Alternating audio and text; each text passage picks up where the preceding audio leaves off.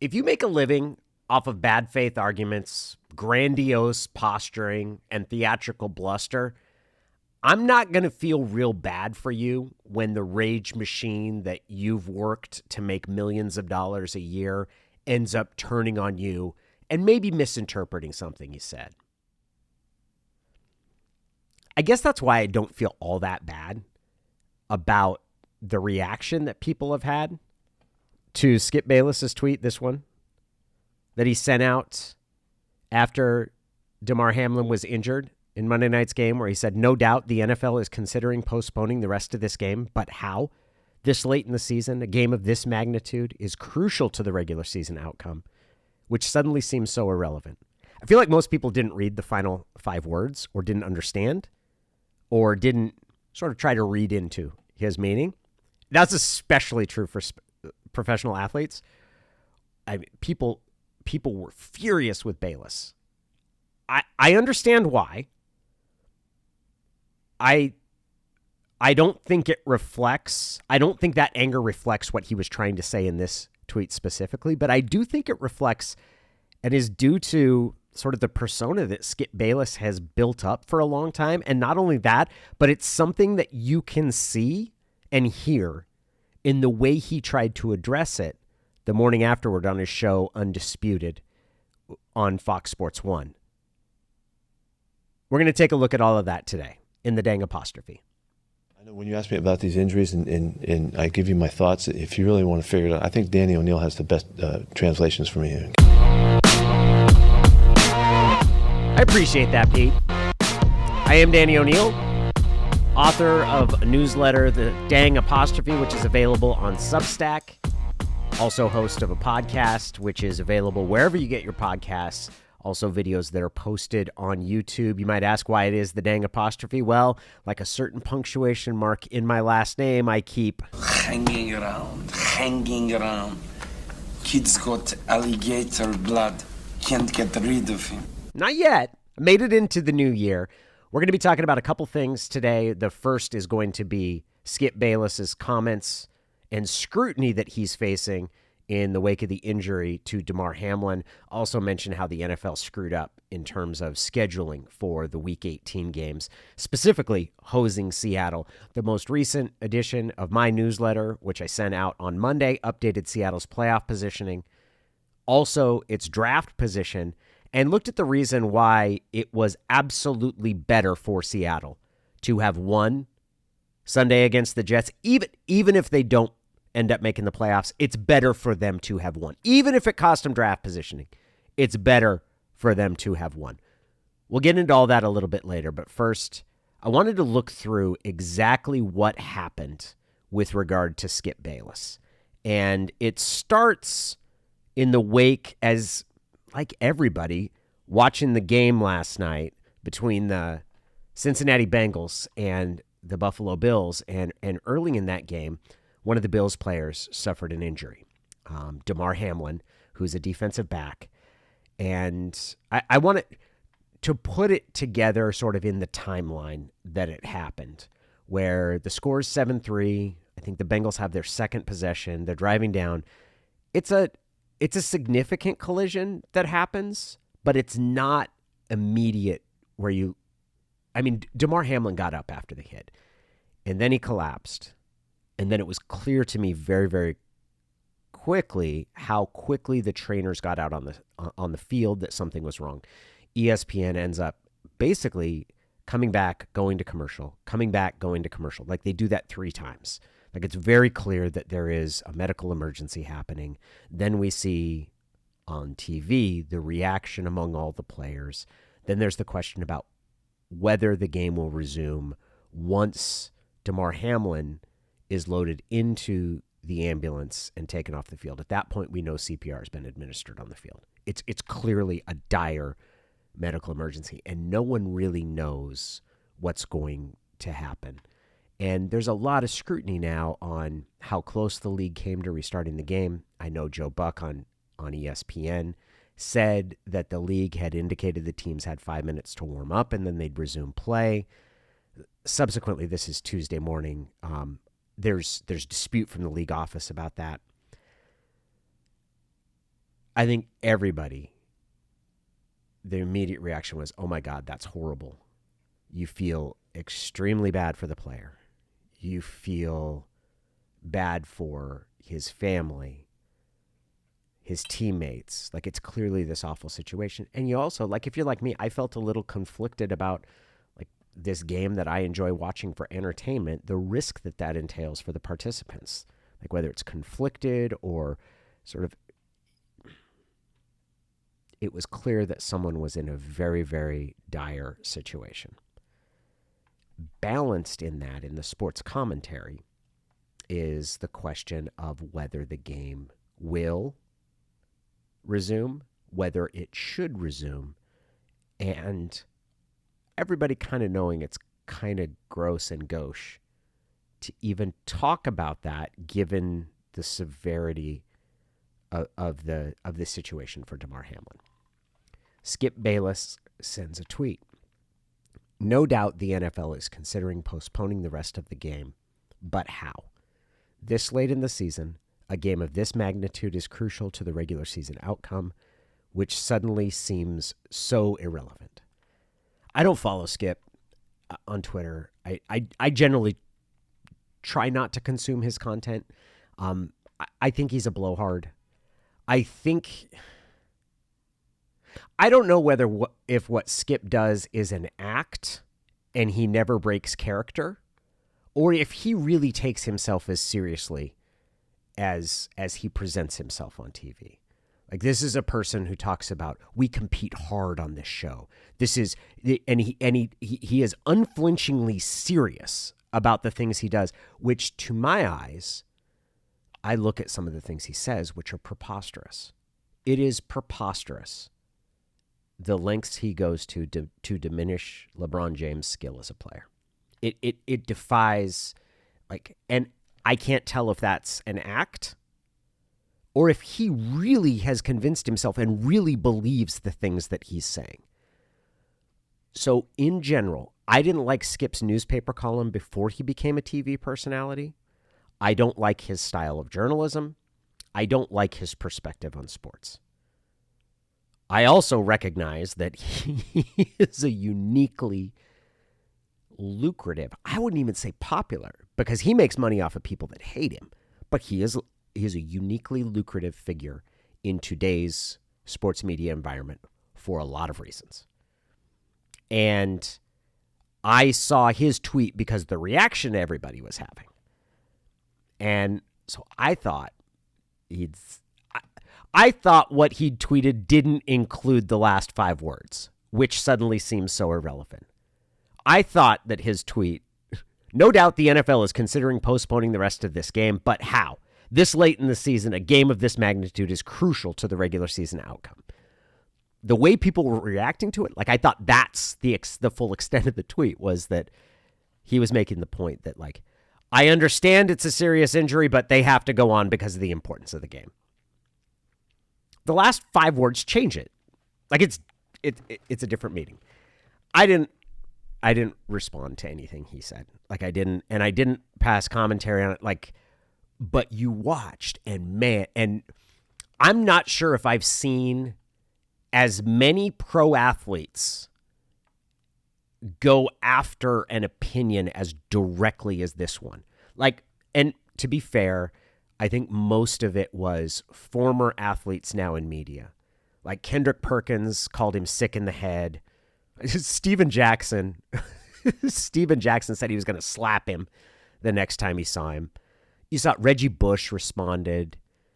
Like, there were a lot of people, and basically it was just like, do you ghoul? How could you do this? They responded to it as if those final 5 words weren't attached to it, which suddenly seems so irrelevant, which I can. So here's the part, because I can get how in his head, he thought he was making the point that on the one hand, you have the importance of the game. On the other hand, you realize that the importance of the game isn't as relevant as the young man's health.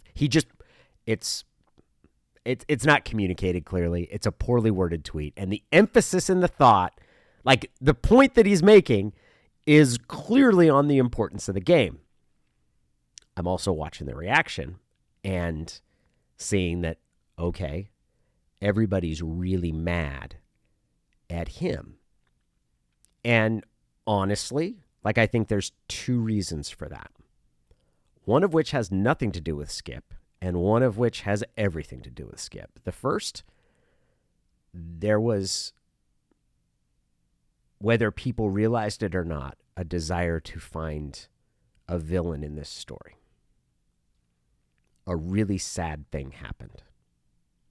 A really sad thing that is an unfortunate possibility because of the violent nature of that game. And it's not anyone's fault other than the violence of that game. Damar Hamlin chose to play in the sport. I don't know him specifically. I'm going to presume that he loves the sport. He was injured while playing the sport. That's not the NFL's fault. That's not his coach's fault. It's damn sure not his opponent's fault. It happened. And all of us feel bad. The first villain that kind of gets singled out and is still getting it to a certain extent is the NFL. And they might really deserve it. Joe Buck on ESPN said the league has given the teams 5 minutes to warm up and then they'll resume. Tuesday, I saw Troy Vincent, who works in the league office, come out and say, I think he works in the league office. I know at one point he's toggled back and forth between the league office and the NFLPA, but I'm pretty sure he's the league, saying that that's not true, that there was never anything given that. I don't want to get caught up in the particulars of how close it came to restarting. The NFL could have and should have been very clear, and much more clear than they were, about the mechanics. And really, it should not have come as close as it appeared it came to them restarting play. Anyone watching it could tell that those players were not in a position that they should be asked to continue. And there's no reason to continue other than the business of the NFL, which is not reason to justify what it would be to put those players.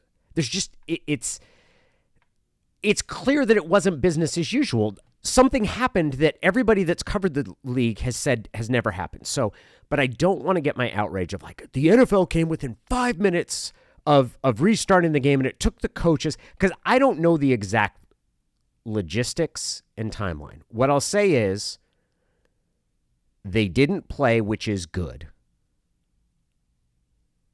It should have been much clearer, much earlier, that the players weren't going to be asked to play. And that didn't happen. But ultimately, however, the fact that they didn't play is the most important thing. So that desire for a villain that is trained on the NFL a lot, maybe rightfully, is now also being trained on Skip. That's the part that's not his fault, right? Like, anybody that said something publicly that trivialized the health or that deprioritized, that put the significance of the game, of the outcome of that result ahead of Damar Hamlin, was going to get it from people publicly, and honestly, deservedly so. Like, it is. But people were primed to feel that way. My own psychological analysis is that it's because a lot of us, it's because I felt kind of conflicted about, does my own appetite for this sport lead to the injury that young man just suffered and what that's going to do to his family? And there's a desire to make yourself feel better by pointing out how I'm not the really inhumane one. I'm not the one. At least I can recognize that the real important thing is that young man's health, not like this goober here who's talking about you can't delay the game, which Skip didn't actually say. So that's the one part of it. Why did it get trained on him? That's not Skip's fault. Here's the part that is Skip's fault, and the part that you'll hear more clearly as we listen to how he handled the reaction to his tweet. Skip has made a career out of demanding people take him seriously. Not give anyone the benefit of the doubt. He has created a persona that is uber serious and unflinching, and he's going to call it like he sees it. And there's never a wink at the audience that what he's doing is, in my mind, obviously ridiculous. He never laughs at like, oh, this is kind of just how we do things. There's terms that people will use for it. Rage farm is one that I've heard where, and the idea is that the host says things that trigger an emotional reaction from within the audience. And the idea at its core is half the people are going to agree with you, half the people are going to hate what you say, but everybody's going to watch you. And with Skip, that is off. There are way more people that disagree with Skip than agree with him. There are way more people that loathe Skip than actually agree with him. But in the way it's been set up over the years and the foils that he's been set against and just the dynamics of how our current media environment and the attention economy works, what Skip does is very lucrative. He does not treat the athletes he talks about fairly. He doesn't. He does not make his opinions based on what I would consider empirical observation. He makes his opinions about what will evince a reaction. He has created an environment where he's trained people to be outraged at him. So in this particular instance, when you have someone who has acted this way throughout their career, and they start out a tweet by saying, no doubt the NFL is considering postponing the rest of this game, but how? This late in the season, a game of this magnitude is crucial to the regular season outcome. How do you think they're going to react? And when you have a somewhat ambiguous tale, which suddenly seems so irrelevant now, I want to get the quote direct. Which suddenly seems so irrelevant. If I read it a few times, I realize that he's saying that the importance of this regular season game seems irrelevant. But you read it through the first time, and that's not that clear. So if everybody jumps on his neck over that,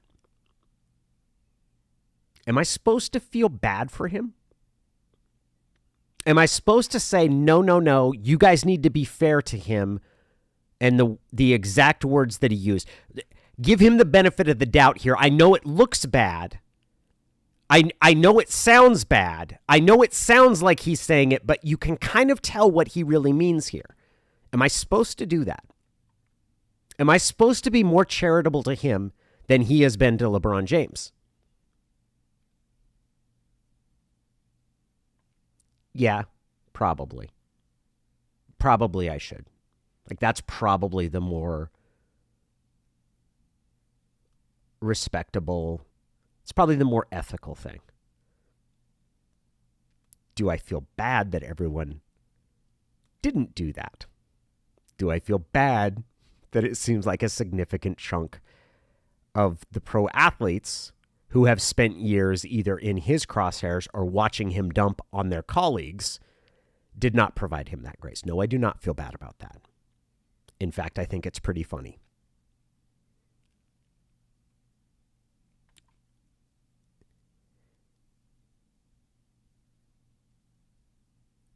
I used to feel this way about Terrell Owens, in that Terrell Owens would attract a great deal of attention, and then he would complain about the way he was scrutinized and feel that it was unfair. And I actually think Terrell Owens has been overly vilified over the years. But I also feel that if you do things to make sure everybody looks at you, you can't then complain about the exact things that they start scrutinizing. Like, you can't go out of your way to make yourself this constant center of attention and then say, I wish people would only pay attention to this part of me. You have a certain amount of control over how much attention you get. Like, not all of the control, but you could do things to me. And if you try to get people to look at you,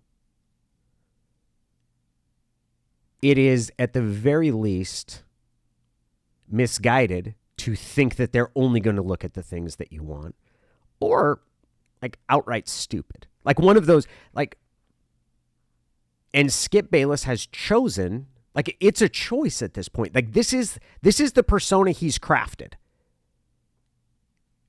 Like, this is who he is. And so to say at this point, like, whoa, you've got to be more fair to me now. You've got to be more fair. Okay, you can argue that, but I'm going to tell you that that's a futile idea, because you've trained people how to listen to you and how to view you. And you've trained them to hate certain things and approaches that you take. And this is one of those. And you kind of boxed yourself into a corner. So I don't think it's fair, but I just don't feel that bad about it either. I kind of feel like you're being victimized by the machine that you've played into, the persona that you've built, the way that you've documented, like the just the general way that you put things together. Now, I was interested to see what would happen on his show this morning. So let's cue that up, because I think the way that he handled it gives you a pretty strong indication that of why he ended up in these crosshairs. Like, he's someone who can't get over himself if you gave him a grappling hook. And that's a big part of what's at the root of this. Good morning, everybody, and welcome into Undisputed here on FS1. I'm Jen Hale. That's Skip Bayless. Good morning, Skip. How are we today? We've had better days, Jen.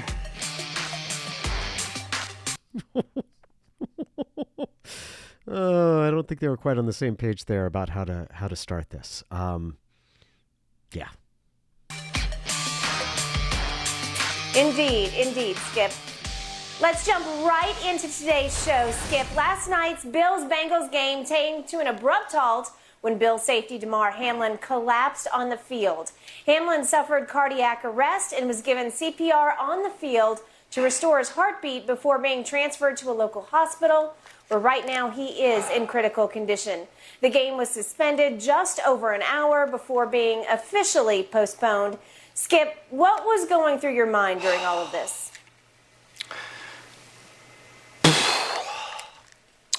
Jen, allow me to say up front that I apologize for what we're going to set out to do here today if it offends anyone, because we're going to try to do the show pretty much as we usually do the show.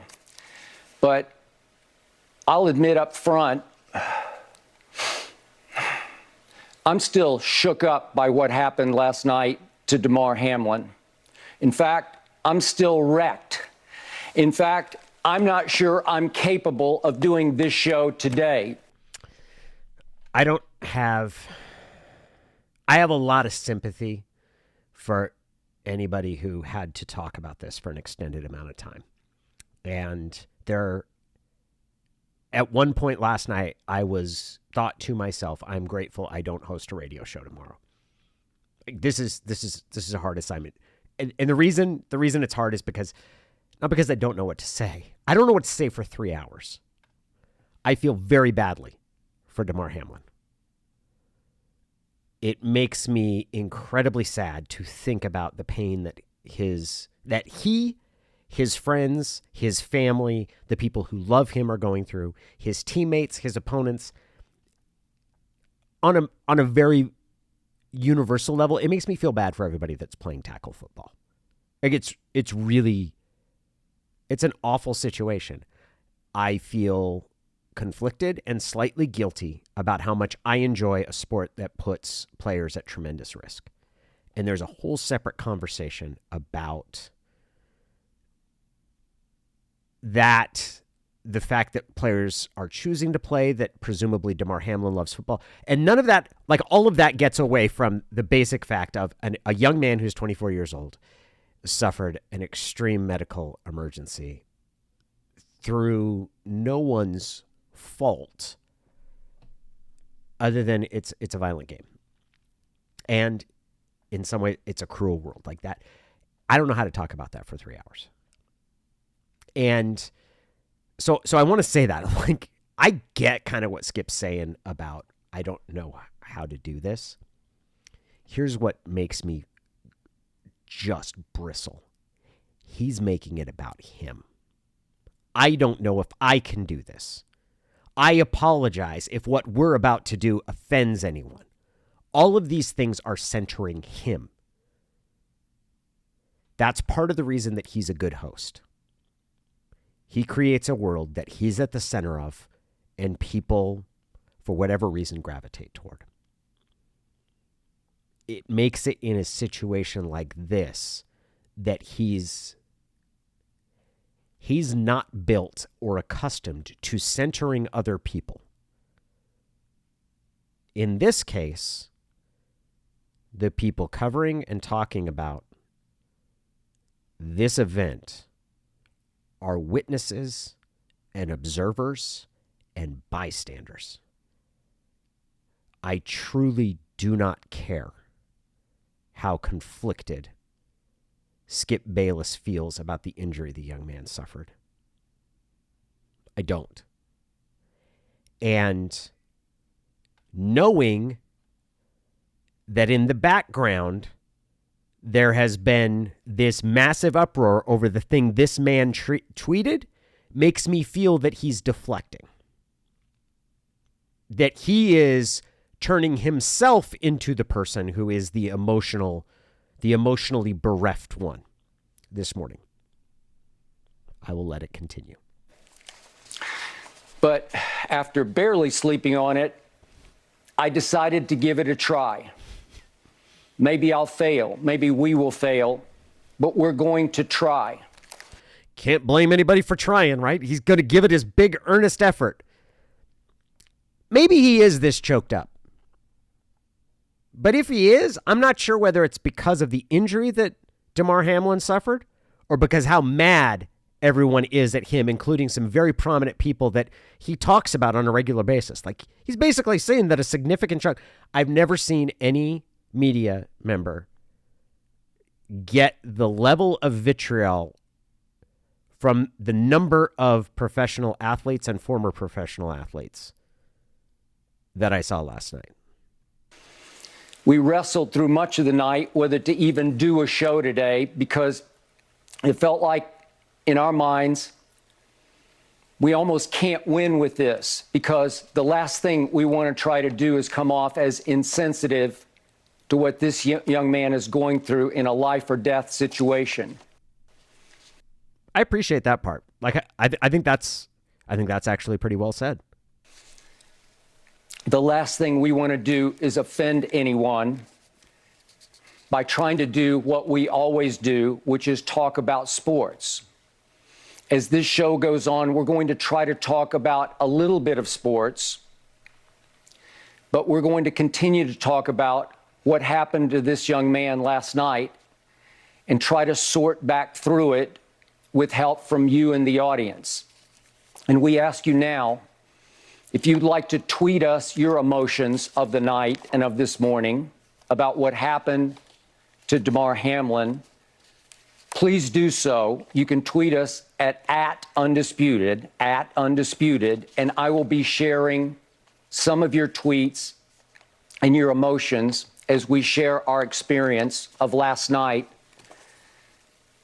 through this very difficult morning for all of us. Okay.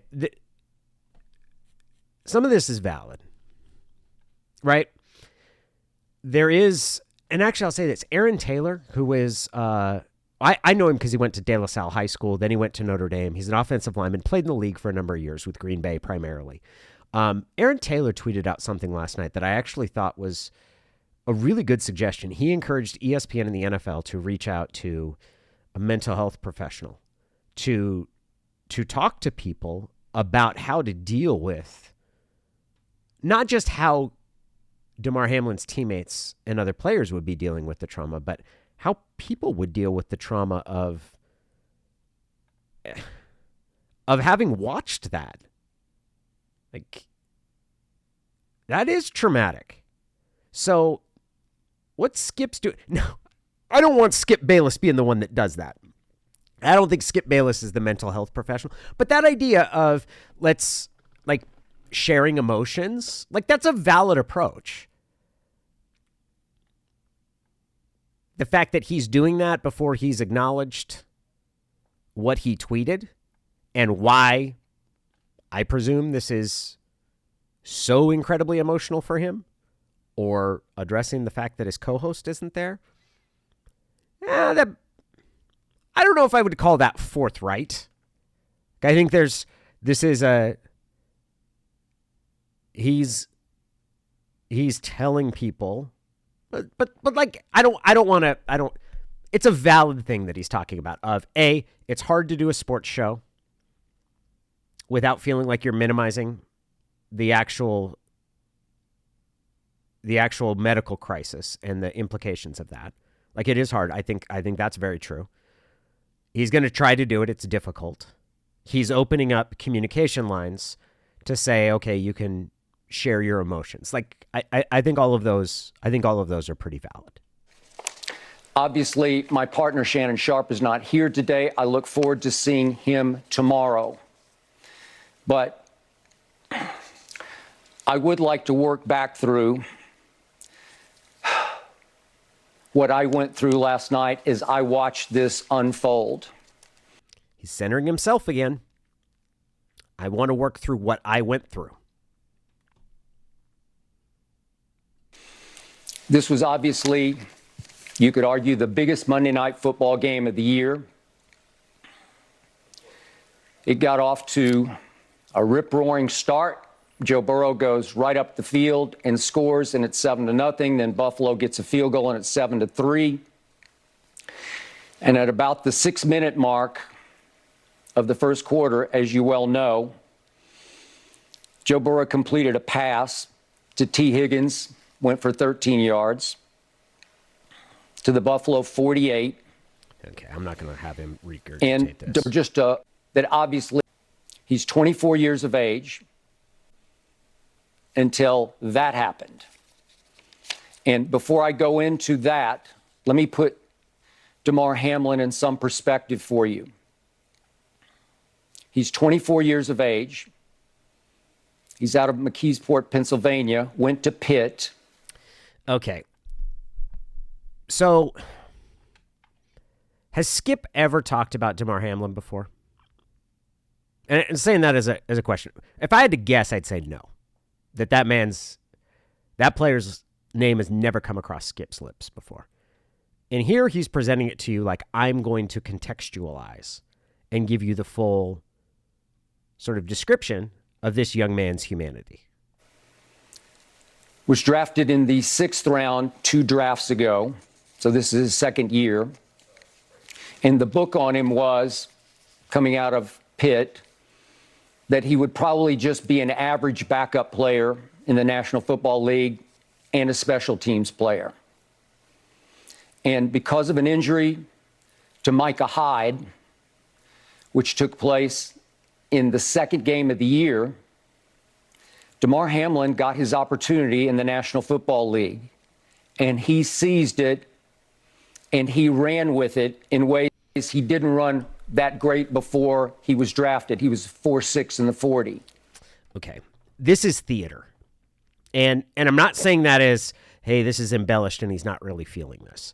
But this is a TV host positioning himself as, I'm going to educate you on all of the nuances of this player's story. And the reason I say it's theater is because I don't think Skip knew any of this before the injury, right? But I'm going to tell you why this is so powerfully impactful to me. Remember, like, this is how he's set this up. I'm going to go through how I experience this. So when he's sharing these things, and this is part of where you get into, okay, it's a TV show and Skip's an entertainer, right? So this is a totally valid approach for that. Like he is a narrator that is telling a story in a way that will resonate with the viewers. And it's not that his motivation is bad here. He's trying to give you the full story of who this player was. The spot where I would say it's disingenuous is, again, he hasn't addressed what he said, what he tweeted, why everyone's mad at him. Presumably, and I don't know that, we know his co-host isn't there. Like, why is it just Skip? And all of Skip's overwrought emotion. No, I don't want to say that. I don't want to say overwrought, because he could very well be fully feeling this. The emotion that Skip is portraying is because of the injury that happened to the player. It's possible that's true. It's also possible that part of the emotion that Skip is feeling is because he has been vilified publicly over the perception, whether it was accurate or not, that he was minimizing the injury to that player. I don't think it's honest what Skip's doing. I think it is a tactic. I think it's a tactic by a longtime TV personality who is controlling the way he's telling this story to maximize sympathy for him. And the reason it's dishonest is because that sympathy should be aimed at Damar Hamlin. Not about the journalist here who is telling us all the nuances of Damar Hamlin's story and why this has so profoundly affected him. But he took off. Maybe you weren't that aware of him, but he has played huge for the Buffalo Bills this year. He is second on the team in tackles, playing in the safety spot. And obviously, Buffalo is one of the best teams, if not the best team, in pro football, and was setting out at Cincinnati to prove just that. This was a great, huge stage for this young man. Reportedly, much of his family was there to support him. God bless them. And then that happened. Unprecedented happened. I have been covering this league. I've been writing about, commenting on this league for about 50 years. So I've been there and done all of that. I've seen it all. And trust me, Why does that matter? I mean, I guess it tells you that this is more serious than anything else he's ever seen. But you can just say that without, I've covered everything. I've been all of these places. Centering yourself.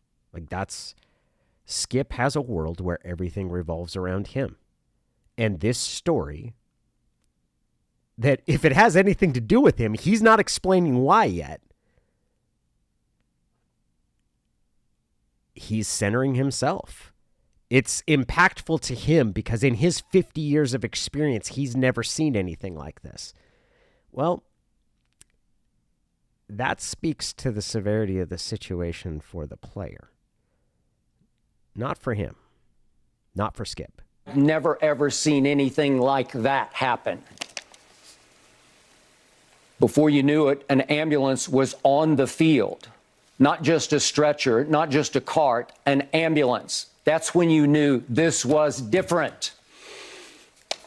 Reportedly, CPR was immediately administered because he suffered cardiac arrest.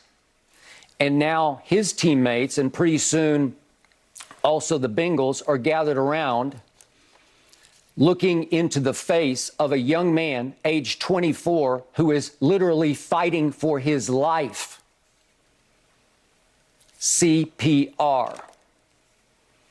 I don't want to speculate on what happened or why it happened or how it happened or what the situation was, because I don't know. I had my thoughts, but I don't know. Nobody knows yet exactly what transpired, what caused that to happen. But it happened. And those young men around that young man got shook way worse than I'm shook right now. And they were so shaken that they were unable to play football for the rest of that night, as you know.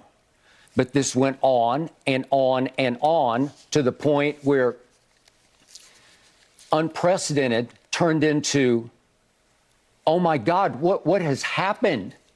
In all my years, I've never seen anything like this, because obviously I've seen horrific injuries. I wasn't there the night that Darryl Stingley got paralyzed by Jack Tatum. It was a preseason game, August of 1978.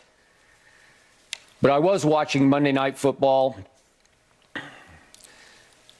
when a guy who became a very good friend of mine, Joe Theismann, got his leg broken by Lawrence Taylor, compound fracture where the bone came through the skin. It was horrific. And the game stopped for a while, but the show must go on. And that was always the NFL's attitude, is next man up, the show must go on. Maybe we've had an awakening here. Because the show didn't go on last night for the first time in the history of this league. That a life and death situation took precedence over next man up football. Okay.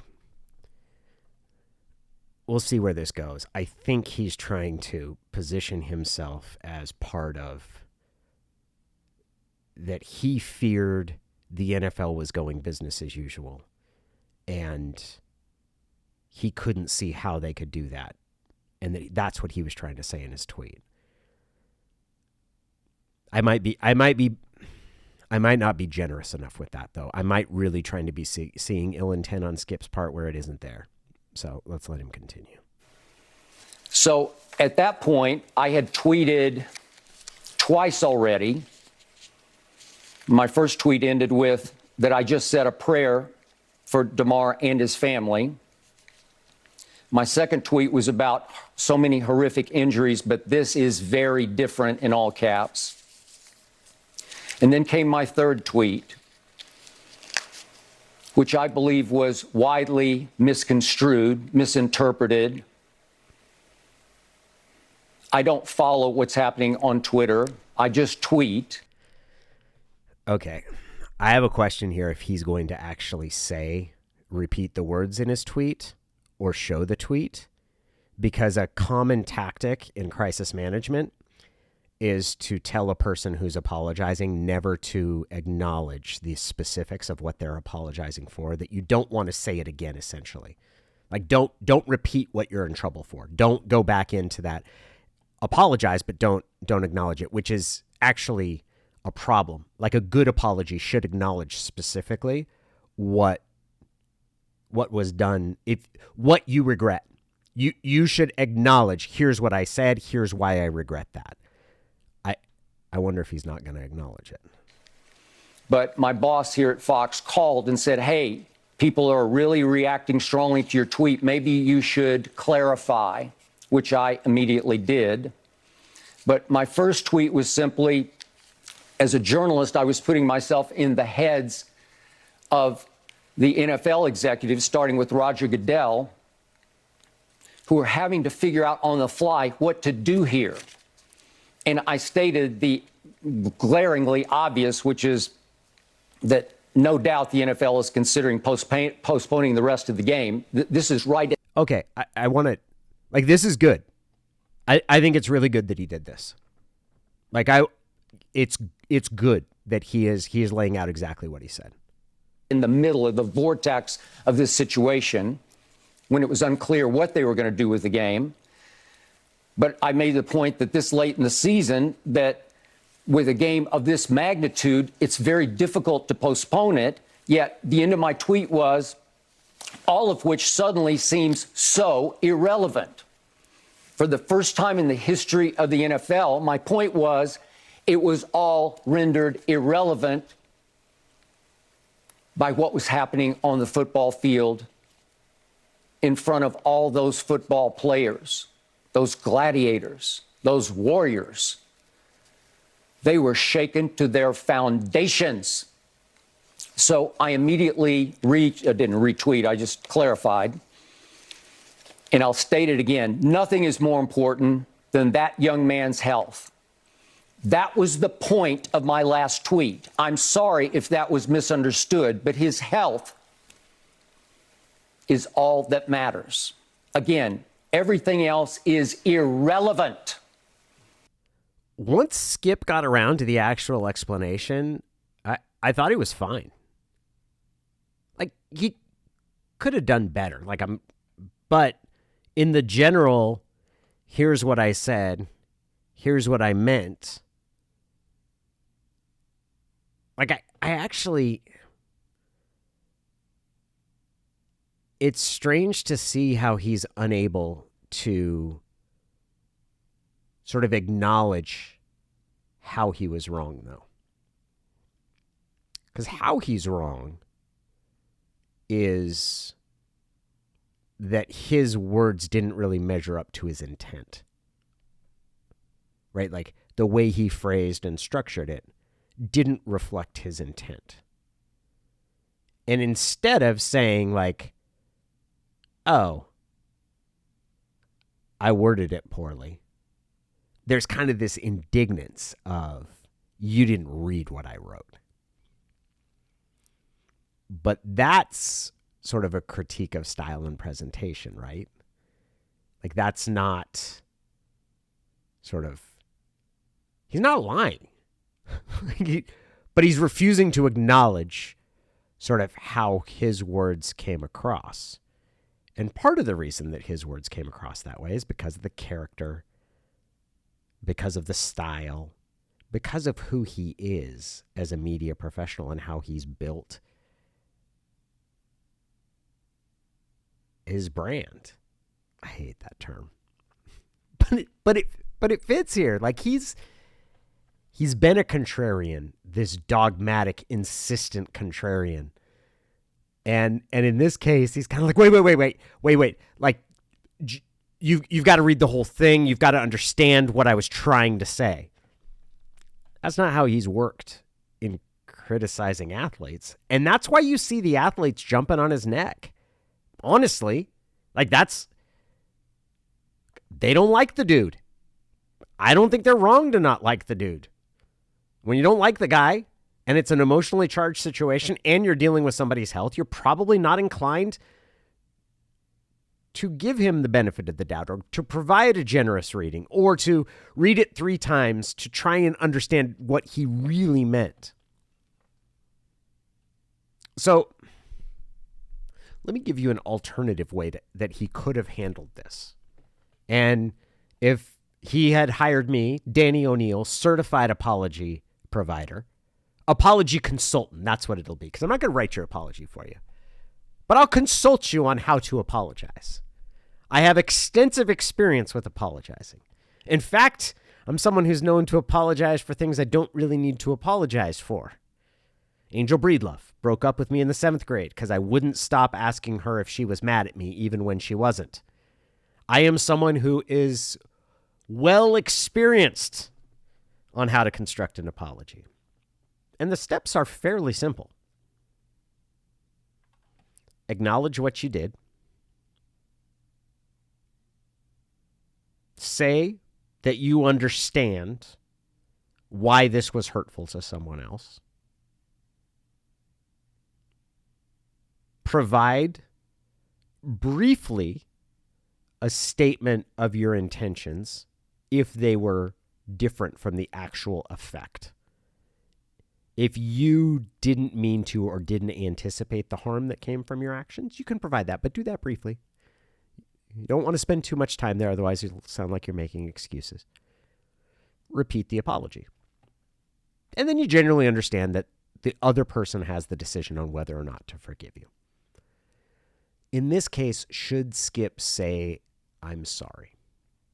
That is a matter of sort of his own discretion. I don't think the tweet as constructed was wrong. I think it was awkward. I think that it is very easy to misunderstand what the underlying point that he was making was. I believe he is a communications professional, and especially given his experience, should have better anticipated how people might react to what he was saying. But I don't think he has to say, "I'm sorry, I said something I didn't mean." I think what he has to say is, "Boy, I didn't communicate the thought I was having very clearly. And I can understand why so many people thought I was saying the importance of this game makes it impossible to reschedule or difficult to reschedule, or I can't understand how they'll reschedule it." By saying those final 5 words, which all seems irrelevant, I thought I was making it clear that the true important thing was Damar Hamlin's health. Clearly, I failed to do that. So I don't know if he needs to say sorry, but something like that, of saying, "I constructed a tweet and made a statement that put the emphasis on the scheduling difficulties and didn't adequately make it clear the priority was the player's health. I didn't intend to do that. I thought by saying, which all seems irrelevant now, I was making it clear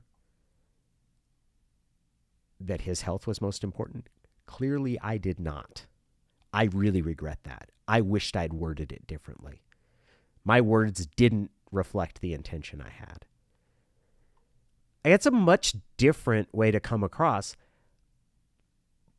The reason, and this is my own psychoanalysis, the reason Skip can't do that, he's not built that way, and he hasn't built his career that way.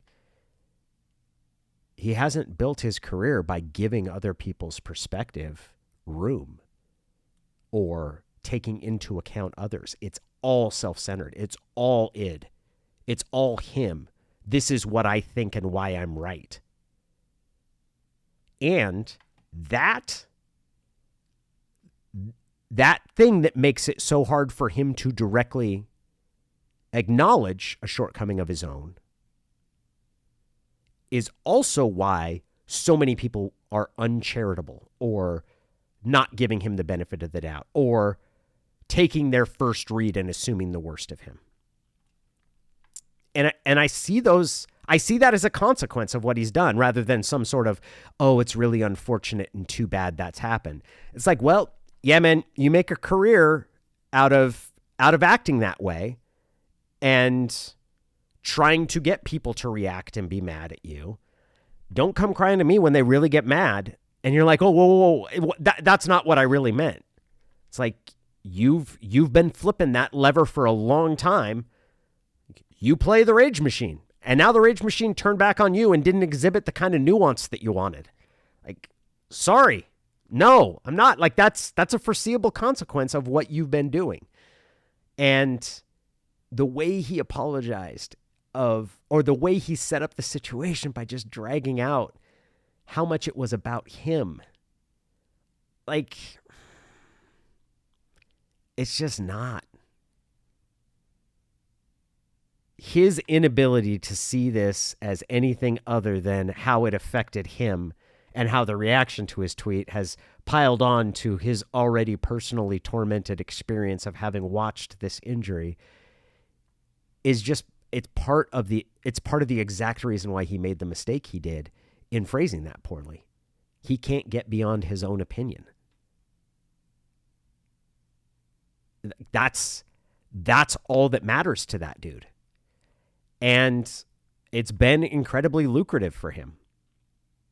It has made not only him, but presumably the TV stations that have employed him, before that, the newspapers that had him write columns, it has been lucrative for them as well. We know things about activating and triggering emotions when it comes to people's attention and how to be successful in media. We know that anger is 4 times as sticky as happiness when it comes to a tweet or getting a reaction out of someone. That if you tweet something that is angry, it is 4 times, like a power of 4, more likely to evoke response from your audience than something that is the comparable level of happy. Skip has been pulling these levers, certainly for the whole time he's been on TV. I think he's worked the same way when he was a columnist. And this is a result of it sometimes. If you make a living off of not seeing nuance and arguing about taking the worst case interpretation of what someone else says, don't come crying when people do that to you. Before I wrap up this episode of the Dang Apostrophe, I do want to talk about one thing about the NFL that I think you can call them out for. Specifically, repeatedly. Like I think I gave them a very charitable interpretation when we were talking about the restart to the Bills-Bengals game. Because everybody, and it's not wrong by any means of saying, like, remember, it was the coaches who kept this game from restarting after a 5-minute warm-up, not the league. Like the league, and I know that there's debate about the actual specifics of that, and I would just say that the NFL could have and should have been much clearer about the game not needing to restart. And if they were planning to restart it, they got their butts saved by those 2 coaches. It's a pretty unprecedented situation. And I don't know all of the layers of sort of who said to ESPN that the game was going to start after a 5-minute warm-up, how close that was to happening. Like all of this. I don't know. If they were considering restarting that game, a terrible decision that was averted by the actual common sense of their coaches and the emotional understanding that the coaches had of their players, the empathy. They were saved by the humanity of a football coach, which, in my experience of being around football coaches, and I'll point you to Steve Sarkisian absolutely losing his mind over someone touching him, don't tend to be the most balanced, most compassionate. Clearly, those guys understood their players last night. But here's one where the league absolutely shows, I don't even want to say it's a level of corruption, because corruption it implies that there's, if you're corrupt, does it imply that there's something underhanded going on? Compromised. How compromised the NFL is by the money it gets from television. There is no explanation for why Seattle is playing the Rams before the Lions play the Packers, other than that's what TV wants. The idea of fair play, the idea of appropriateness, of even just in general, like there's the only reason the Packers are playing the Lions on Sunday night is NBC wants to show Aaron Rodgers in a win-or-go-home situation. That's it. That is it. There are a lot of reasons why they should not be playing after the Seahawks and Rams. And the foremost is the Lions begin this weekend with a chance to make the playoffs. However, by the time that game starts, if Seattle is to beat the Rams, they may not have a chance of making the playoffs. By playing that game later, you mess with a possible incentive. You mess with, for what reason? And you can tell me all you want, like the Lions hate the Packers and they're going to play as hard. The idea of knocking them out, it's not going to make any difference and whatever. What reason would you not kick those games off at the same time or have the Lions play the Packers first? What reason? Because I just gave you a very good reason of why the Lions and Packers should not be played afterward, which is that if they play at the same time, the Lions start the game with a chance of making the playoffs. If they play afterward, the Lions might not. Is it conceivable that could affect some of the decision-making that goes on? Yes, it is. It's very conceivable. Right down to the fact of a tie. The Lions could play for a tie on Sunday night if Seattle loses. The Lions probably would not play for a tie if those games were happening concurrently. The Lions would get in if Seattle loses and they tie. So give me a reason why the Packers and the Lions are playing later. There's only one. It's that NBC wants that game. Before the schedule came out, I was dead certain that Titans-Jaguars would be Sunday night. It's a winner gets in game. It's as close as there is to the loser's out, the winner gets in. And NBC has, I mean, that's generally been there. In 2010, the 6-9 Seahawks hosted the 7-8 Rams. Winner won the division. First team ever to win the division with a losing record. That game was on Sunday night. That's generally been the approach for it. And in this case, that Titans-Jaguars game is on Saturday night. Oh, why not put that game Sunday night and put Packers-Lions on Saturday night if you're insistent about getting little Aaron Rodgers on primetime? The only reason is NBC has paid so much money that they want that game. Like, that's the only one I can see. Okay, what if you're insistent about putting Aaron Rodgers on Sunday night on NBC, have the Seahawks kick off at 5:45. Just have that be the late game. I'm sure Seattle would prefer that rather than knowing that for them to get into the playoffs, they're going to need a Lions team that knows it can't reach the postseason to beat Green Bay. I'm sure Seattle would prefer. NBC would never allow that. They pay for that sole window, right? They pay for the right to be the only game on Sunday nights. They're not going to give that up for fairness, equity. The commissioner, I'm reading a book called The League, and it was written, I think it's the 1980s. And it's about kind of when the commissioner stopped being the most important person in the league, the most powerful person in the league, when Rozelle, and it has to do with all of the stadium moving and the departure of the Rams from Los Angeles and what the Raiders did. And the fact that the franchises became so economically valuable and you were able to move them that sort of Rozelle stopped being able to tell all the owners what to do.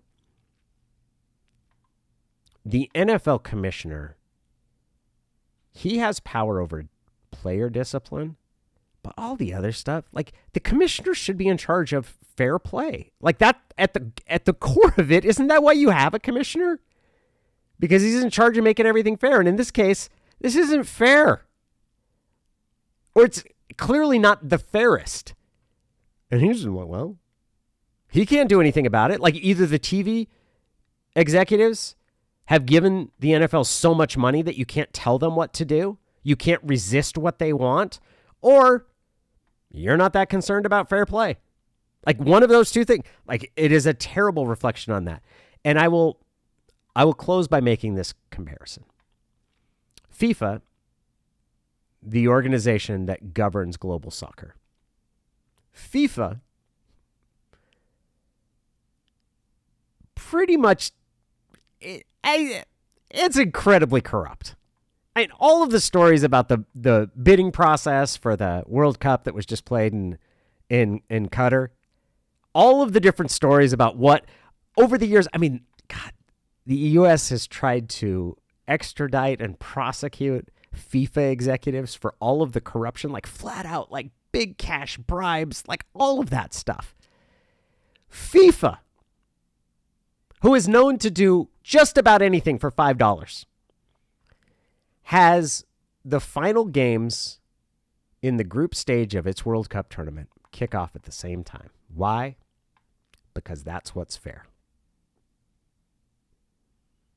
Because if you play one of the games earlier, the other teams have a better idea of what they need to advance, and that's not fair.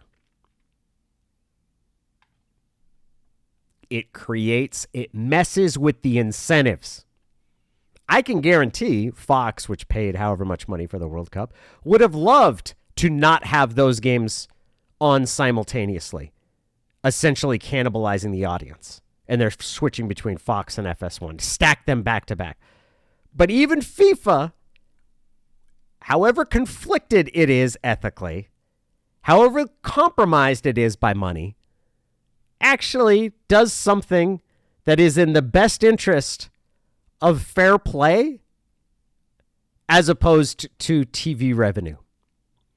And if you're in a situation where your league looks more beholden to money than it does to fair play, that probably should give you some room to reflect upon just exactly how you're administering your sport. That should be a very, very clear reflection.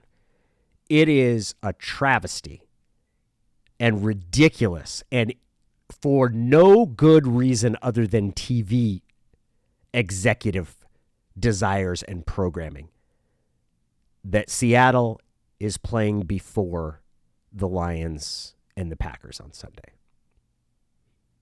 It's ridiculous. I'm Danny O'Neill. This is the Dang Apostrophe. If you enjoyed the podcast, please rate it, review it. It is the best way to let people know about it. Also, check out my Substack, which is a newsletter with a paid subscriber option. You can also check out my YouTube channel. That's going to do it for the January 3rd episode. See you soon. Then Marshawn Lynch, shut up, Danny.